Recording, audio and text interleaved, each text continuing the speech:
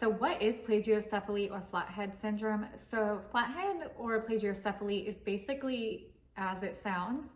It's when one part of the skull, either the back or one of the sides, becomes flat. It doesn't have to be completely flat, but you'll start to notice in maybe like the baby's soft spot as the skull is developing that they might be preferring one side over the other. A lot of times they develop this because it's due to being positioned on like their backs for long periods of time, you know, with the whole SIDS, sleeping on their back, you know, keep them on their back when they're sleeping. And babies do sleep a lot of hours throughout the day. But a lot of times we also, as one of the nurses in my hospital put it, we keep them in like containers, like these fancy gadgets. She said that we're constantly laying them down. So in a swing, you know, in a bassinet, barriers, on like the dockatots, on just all these surfaces that are flat, and like the babies basically aren't getting onto their tummies enough or practicing tummy time in order to strengthen their neck muscles so that they can, like that their motor skills can progress, and basically to help prevent with the flattening of the skull. Babies sleep for like up to 16 hours or more a day, and sometimes they're only, if you're lucky, if they actually do sleep that. Most of the time we're trying to get them to sleep for those long periods of time. Causes of flathead are basically as it sounds. A lot of times it can be due to positioning, because babies, we're putting them down a lot, either in all these different containers, like in the stroller, on the dock-a-tot, in swings.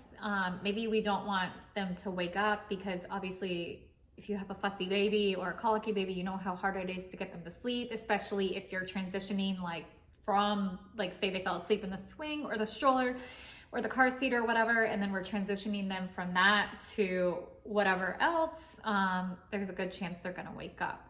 So a lot of times they are just positioned for extended periods of time, and they might start to develop a preference, either like to the left or to the right, and then they might develop something called torticollis. I can't say this appropriately. This is so hard for me to say, but this is what my son ended up developing. So he had a preference for the left side, I want to say. No, for the right side, because his neck muscles on the left side were super tight. They diagnosed him with torticollis, and he ended up working with a physical therapist. But basically his neck muscles were so tight that his head was kind of tilted like to the opposite side, like a little bit, because it was so tight. And then over time, if you're not exercising and using those muscles, it just becomes more painful, more tight. It's kind of a endless cycle. And then it caused him to develop obviously like a preference for the right side. So he was constantly like lying on his right side. He didn't like, even when we switched his head, to look to the left side. And when we would try to encourage him to use the left side of the body, it was a lot harder for him. We ended up having to use a physical therapist to do exercises, stretches, and teach us how to do these things at home also, so that his motor skills could progress, and we can help with that tightening basically, and to help with his flathead syndrome, because his flathead was pretty severe. Here's a picture right here. You can see how flat it is, and this is like him even just like sitting up. We totally carried him around all the time. But your kids, babies can still develop this even if they are being picked up a lot. Babies do, again, sleep for extended periods of time. And just even if you are switching their head like left to right, babies spend a long amount of time sleeping, if you're lucky. Which can put them at risk. But also, you know, moms who have twins and triplets, less space to move around, and the belly might get squished up a certain way, causing flathead. So being a premature baby, being male, you're more likely to develop it. And then babies who spend a lot of time in the NICU, especially if they're like medically like really unstable, like you can't even like turn them, because it could affect like their blood pressure and just cause them to be unstable. You know, it's not anyone's fault, but you know, keeping them safe and keeping them on their backs does, in a sense, kind of put them at risk of developing flathead. That's how I look at it, because back to sleep, like it made me not even want to like put them on their belly, because it made me terrified, because you get that in your head that with the SIDS and everything that you want them to always be on their back. But no one really explained to us how important tummy time was, and how important it is to develop those muscles, and how those muscles are correlated to basically motor skill development.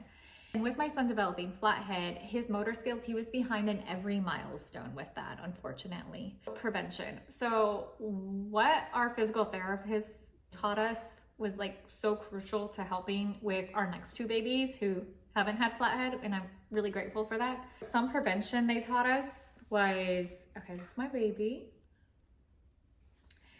So it was turning the head when they sleep, and I'll show it like side to side. So, I mean, obviously this is not a real baby, but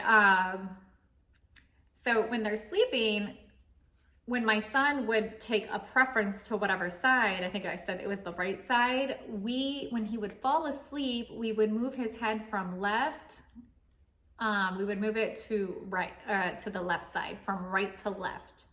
So every time he was lying down, if we noticed he was preferencing one side, we would turn it to the opposite, and then we would just keep switching so that he could build up the neck muscles in each side.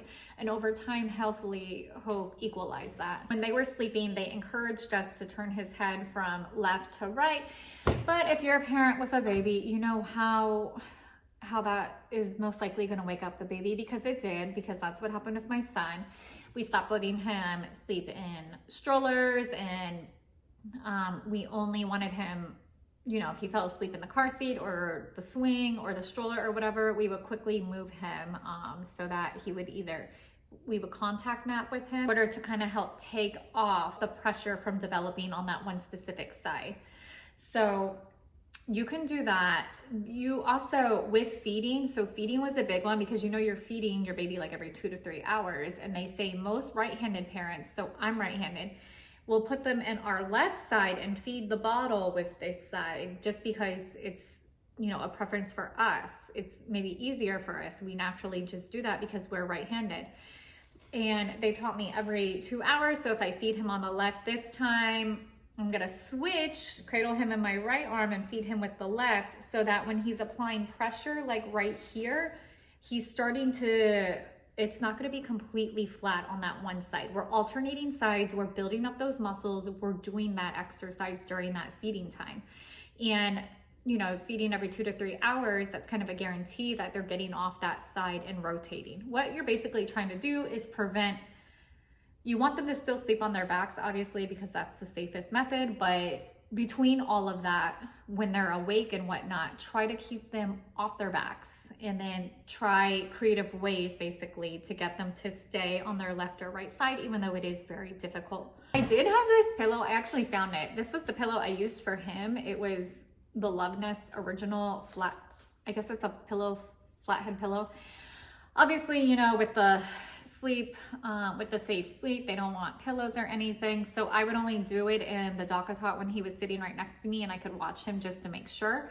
It has a little, so it's rounded here, and there's a little indentation. I don't know if you can see it from the camera, and you kind of just like put their head right there, and it's like a little groove, and you can still turn them left to right, because that's what I ended up doing with my son.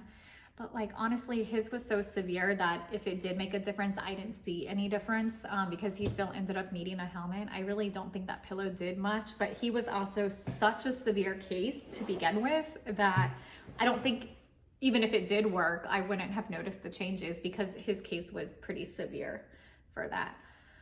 Another thing for prevention would be like carrying them. So, trying to either contact nap with them as much as possible. Not contact nap, but if they sleep on you, or do some tummy time, that way they're on their belly and they're learning to develop those muscles. So what my husband and I started to do was alternate, like whenever they would be up, he hated tummy time on the floor, so we would do tummy time on our chest.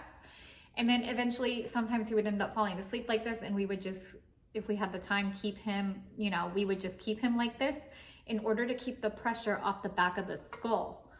So, and with that, like if he still fell asleep like this, like on that right side preference, when he was sleeping on us, we would lay back and then just switch his head, obviously, to the left side to rotate it.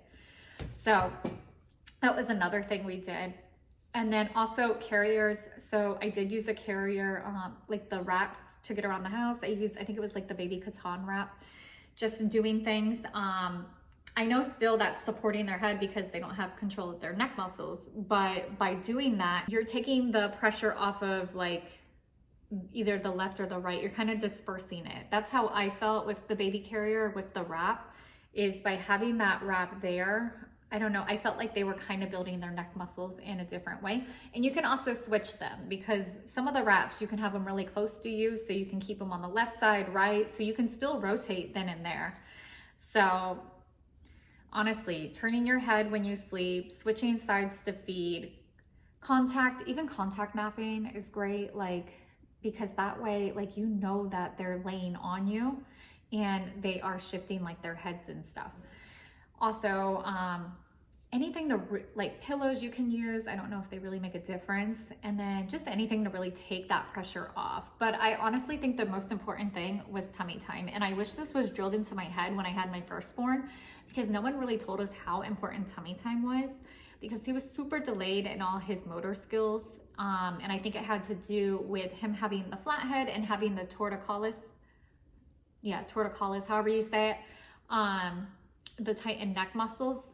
They say that it caused a delay in motor skills, but babies with it have a higher chance of being delayed in motor skills. Doesn't necessarily mean it will be, but my son was pretty delayed in all his motor skills, walking, crawling late, everything late. So, and I definitely think it had to do with the torticollis. So we were able, thankfully our insurance covered it. We had a pediatric physical therapist come to our house, and she would teach us different exercises, different stretches to do with him.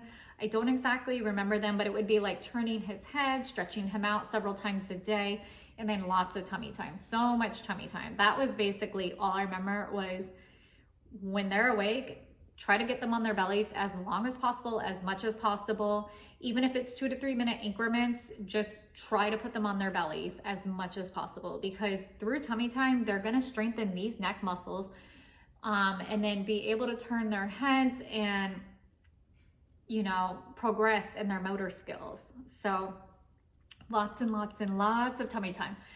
And I kind of wish I had known that ahead of time, because I didn't start doing tummy time like until maybe he was like 2 or 3 weeks old, just because I didn't really, I don't know, I don't think I remember being told to even do tummy time really. So, especially when we first brought him home.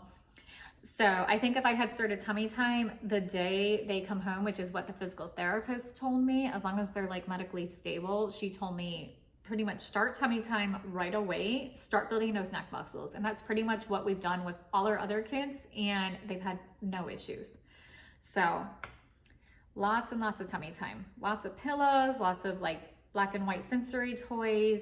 Even if they do tummy time on your chest and they can look at you, they have something to look at. It's just important. Like, it takes the pressure off the back of the head, the sides. They're learning to, hand-eye coordination, all these really important things. So honestly though, if your baby does develop a flathead syndrome, it isn't the end of the world. So we were pretty it was our firstborn, so we were new to like parenting and everything in general. And so with that, we were kind of freaked out about the whole helmet thing, but he did end up getting a helmet just because his case of plagiocephaly was like super severe. And with the helmet, they take pictures, they put like this funny little thing on their head. It looks like pantyhose. It is like pantyhose. And they take pictures and they get like this 3D image. And you can tell like the shape, they show you like the shape and how it looks from above. So you can see that like one side is like maybe their ear is sticking out more on one side. You can see like the whole skull from those different angles. and they put the helmet on, and then they did adjustments monthly. So you would just go to their office like every month. We went every month to their office to get adjustments. So they come back, they give you the helmet, and then they make little adjustments. They shave it each time. I'm not exactly sure. They take it to another room and they do adjustments, they measure everything, take pictures, and then they shave it and adjust it little by little. My son had it for about a year. I was a little concerned that like it would freak him out, but honestly, I think he got it when he was like 4 months old. When they're that old, they're not even like aware of the helmet really. It's just like, it's kind of like wearing a hat. Like they don't pick at it. It's not like putting one on a toddler. Now, if you put one on a toddler, that's like, oh, that's a whole nother story. They would probably rip it off and it would be way too much to deal with. But with a baby that old, they were just kind of, my son was unaware that it was there. Like it was just a daily thing. You get used to it. You clean it once a day, I think with like rubbing alcohol from what I remember. And the biggest thing was just, the only downside of it was when it was like hot and it got sweaty and you had to clean it, it would, you know, but like they have like rubbing alcohol. You can also decorate it. They have like decals and stuff you can buy online, stickers, you can paint it or whatnot. So it's not that terrible. It's just having to get the, go to the clinic once a month or whatnot to have it adjusted. But just because your kid has a helmet doesn't, you know, mean you're a bad parent or you did anything wrong. Sometimes it just happens. My son had a pretty severe case. I don't know if I had started tummy time earlier, if like that would have even really made a difference, just because when I show the pictures like here of how severe it was, this was even him just like sitting up and us getting him up as much as possible. He still developed like flathead. So yeah, it happens. You know, but we're doing what's best for following the campaign for safe sleep, and that might just be a higher incidence of flathead occurring. If they're going to be safe, at least they're going to wake up alive. And honestly, today he's about 3.5 years old. You can't even tell because his was pretty severe. And even after like a year or a year and a half of doing the helmet, actually, his head was still pretty flat. It was as round as it would be. But honestly, when the hair grows, like you can't even tell. You honestly, you can't even tell. Like you could never tell. Like when I look back at his baby pictures, like, and I look at his head now, yeah, it's barely noticeable. But hopefully this helps somebody out there. But honestly, the big key takeaway is just doing tummy time like right when you get home from the hospital. Just doing tummy time every day, little increments, building it up. I know babies probably hate it. A lot of babies aren't fans of it. Some of mine would go through waves of not liking it, but it's what's best for them. And you know, it's not fun, but you know, it's kind of a must, kind of like sleeping on your back. So hopefully this helps somebody out there. But yeah, let me know in the comments if it does.